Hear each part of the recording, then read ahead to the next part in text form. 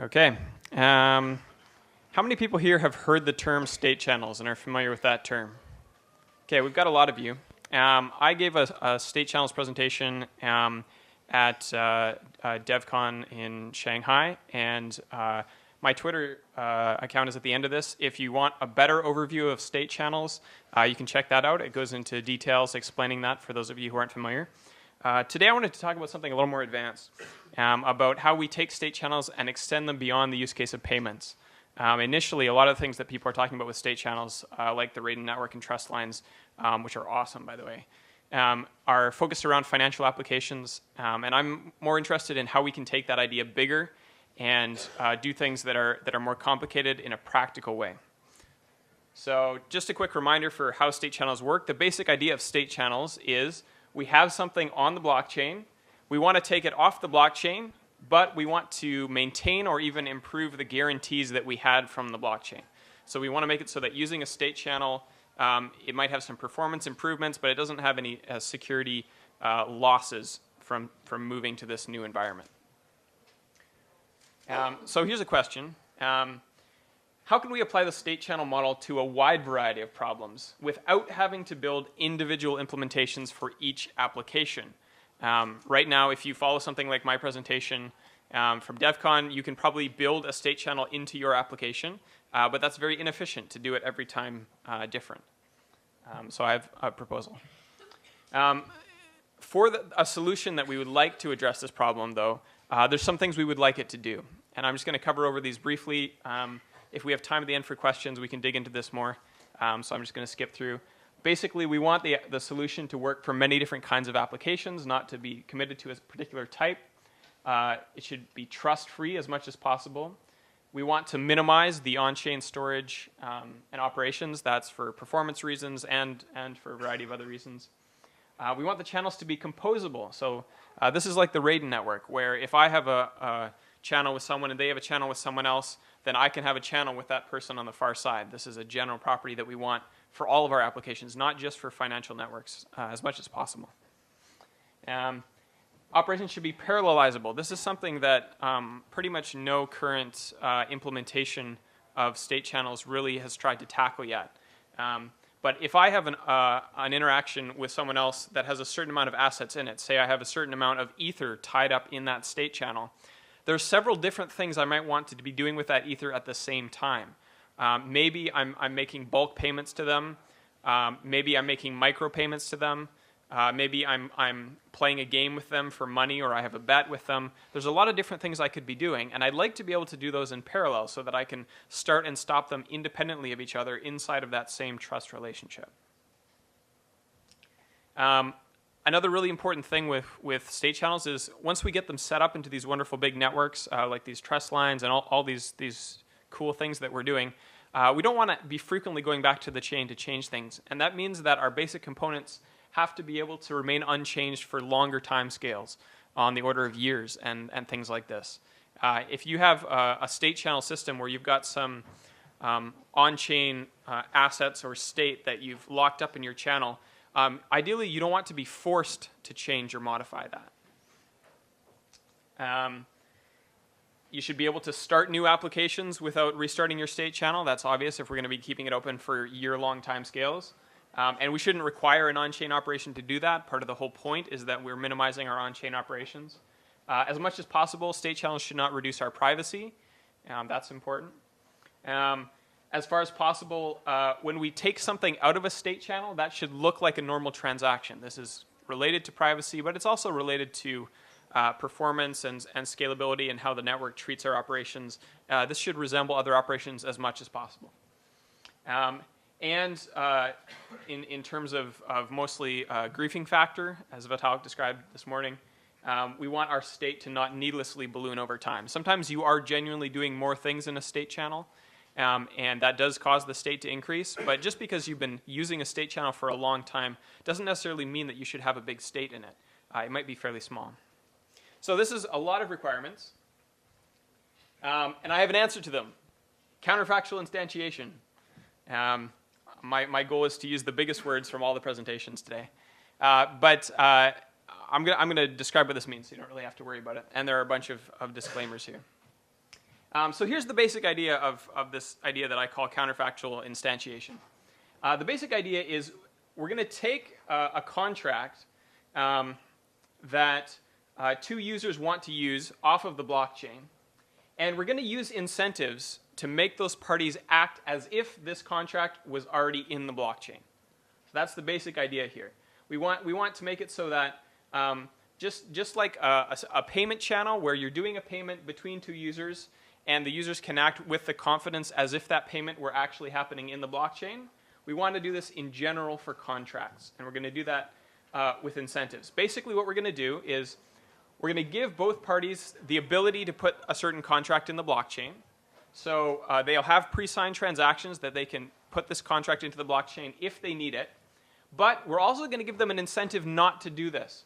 We're going to put some fees and penalties in place so that they're not going to put the contract into the blockchain unless they have to, unless it's a requirement for security or to protect themselves from another user or a network problem or something like this. So if we could turn this into a general strategy, we call this a counterfactual instantiation.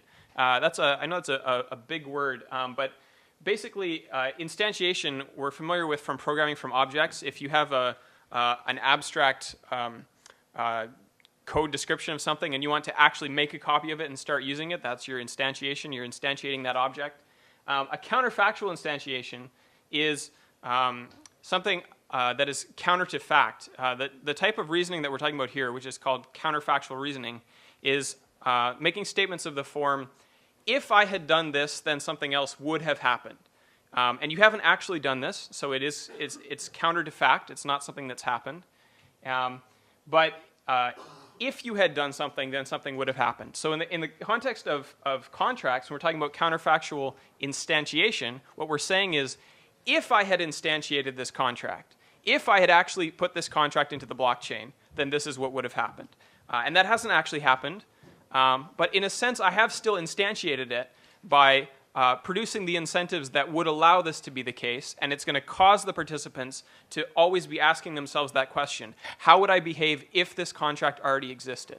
And as long as we can make those incentives line up so that the participants will always behave as if the contract already existed, then we can do a wide range of different contract operations without ever putting anything into the blockchain. And a note, obviously, if we can do this with contracts in general, that's good, but sometimes contracts have to talk to each other as well. So just a side note, we can do the same thing with addressing. We can have counterfactual addressing of these contracts, that we can say, if the contract was created, then it would have this address. Those of you who understand how addresses are created in Ethereum know that sometimes you have to do a little bit of extra work. You have to have maybe a special registry to track what that address actually is, in a sense. But the point is, if we can have these counterfactual contracts that aren't actually in the blockchain, that are just in our collective imaginations, and if we can have specific addresses, specific ways of referring to them, we have a fully object-oriented approach to designing systems in the normal way that we're used to thinking about contracts. When you write an Ethereum application, you think of the contracts that you're going to create and how they're going to connect to each other and talk. And if we can keep this same paradigm for state channels which are occurring off of the chain, then we're going to get a really nice, highly generalized and abstract solution that can tackle a wide variety of different problems. So let's peek under the hood and see how this actually works in practice. I'm not going to go into full detail. There's an extensive wiki that details all the concepts I'm describing today. It'll be linked at the end of my presentation. But here's an outline of one way that you could structure this system. And this is a way that me and some of my team at LedgerLabs have worked on some of the examples that we've created so far into this paradigm. The idea is we want a tree of subchannels. And this tree is going to be hierarchical. So lower levels depend on the higher levels. And it's going to be versioned. And this lets us do something very simple. So that we have this top item that is going to be referring into and connecting into the place where the assets or the state are locked in the blockchain. This is called the state deposit. If we're talking about money, this is money that's locked up in a multi-sig contract, but it could be any kind of state. It doesn't have to be money. And all this central contract is here is essentially a version number. It says, here is a certain version of events. And then everything else that we do with that locked up state, whether it's maybe some US dollar equivalent or some euro equivalent or some more abstract applications, when we do that counterfactual instantiation, when we sign the promises that will allow that contract to be created if necessary, it hasn't been created yet, but it could be created, that permission that we give is conditional, and it's conditional on this root contract being in a certain state, being in a certain version number. That lets us do something very powerful. So let's say that I have this state channel set up, and it's between two parties here. You can see two locks on there. There's one other party and myself, and we're moving a lot of different state around in this state channel. We have some dollars, some euros. We have a game association that we play chess in, and we have rankings that we keep track of under that.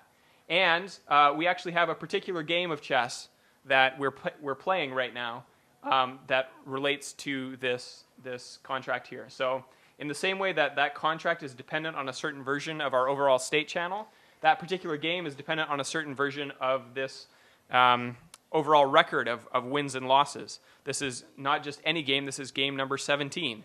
And it goes after game number 16, and it needs to guarantee that things are in a certain previous state.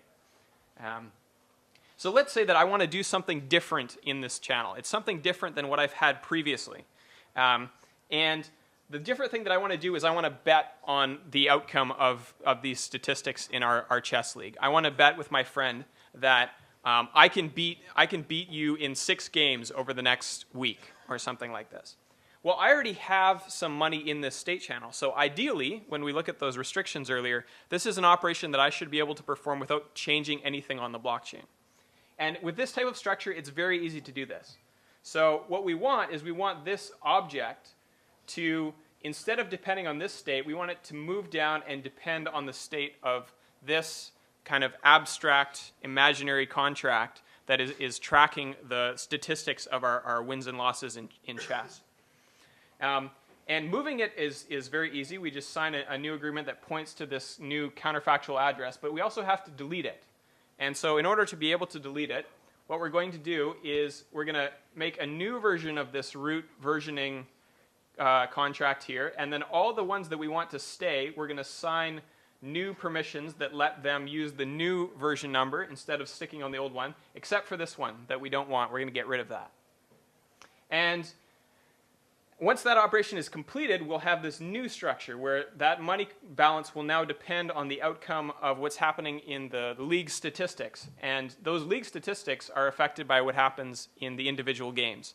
And we've effectively rearranged the dependency within our program without making any on-chain operations. The ability to make these kind of changes in general is really nice from a griefing or a costs management perspective, because it means that as you go on and you make many changes over time in your application, there will only ever be one root update that, in the event that something is published to the chain, in the event that some of this is contested, the only thing that you have to do as a defender of your state is make sure that this version number is accurate. As soon as you make sure this version number is accurate, then nothing else that your opponent tries to publish that's out of date will matter anymore. And that means that you don't have a huge amount of state accumulating over time. It's only the current version of the state that you need to worry about, and that solves our blow-up problem. So we can just increment that root version number. And incidentally, for those of you who care, it doesn't have to be a number. If you want more privacy protection, you don't want to leak that information of how long you've been doing things, we could use a hash, and we could have the operation transition from one hash to another hash and preserve your privacy that way. There's a lot of different ways we could do that. So this is the broader wiki that details everything that I've described today. I was only able to give a very brief overview, but I hope that we have a little bit of time for questions, I think. How are we doing for time?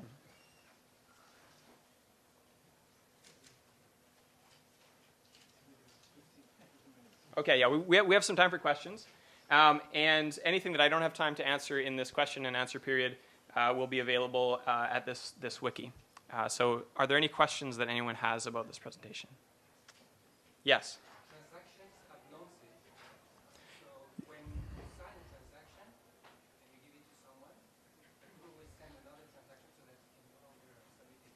Yes. Right. So the comment is that transactions have nonces. So if we're in this imaginary land over here, how do we keep track of those individual things? Well, the great thing about this type of dependency here, and actually I haven't drawn all of it. You can see some more detailed diagrams if you go online. Is that this object here is a contract that can track those nonces. So this contract here that kind of keeps track of the state of your payments, it can have that nonce concept in it. And then every time you want to transfer money, you're essentially signing another transaction that goes in and calls this contract. And that contract changes its nonce, and that nonce is updated, which means that those previous nonces cannot be replayed. And that gives you the exact same type of confidence in the state channel that you would have had in a normal on-chain transaction. So, good question.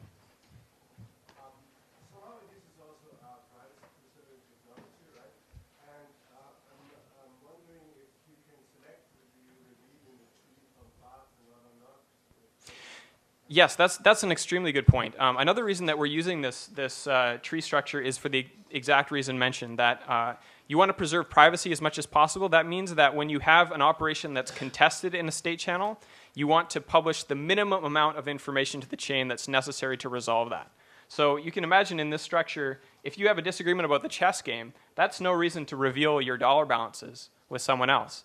And that shouldn't be necessary. You can just publish the version number, the statistics, and the individual chess game, and you don't have to publish anything else. And as soon as that's resolved, you can continue on in the chain. Of course, depending on the nature of your disagreement, you might be able to resolve that without even going to chain in the first place. That's a more complex topic. But one of the things that a properly designed state channel can do is enforce even penalties without going to chain, as long as some party is available over a sufficient window to acknowledge that something has happened. So. Yes? How do we deal with the problem of creating multiple imaginary worlds with different counterparties at the same time? So the core aspect of state channels, and you'll see this covered if you check back on my presentation, actually. I'm just going to skip to here so that you can see my... Oh, I didn't even put it on here. Oh. Well, my Twitter account is @technocrypto, TECHNOCRYPTO. That's where you can find the previous presentation. And what I detailed on there is that if you're in a state channel, the state channel works by total consent. That means none of these updates to the state channel can occur unless all the participants have seen them and agreed to them. And that's also true of these contracts here. So in this case where we have a state channel that's between two parties, if it's between you and myself, neither of us can, by executive order, update the state of the state channel. We need to include the other party when we're making those updates. And because we're required to include the other party, the only way that you could get two conflicting versions of history is if all the parties have agreed to the conflicting versions of history. And this is not something that is in their incentive to do. There should always be at least one party who has an incentive not to agree to the conflicting version of history. However, if they want to, certainly they could do that. The assumption of the state channels is heavily reliant on the cryptoeconomic incentives of a user not performing actions that are directly against their benefit to take. And of course, if you perform an action that you're not supposed to perform, like signing a message that you weren't supposed to sign, someone can take your money in the world of blockchain. That's how it works. Any other questions? All right, I think I might be the first speaker to finish on time then. All right.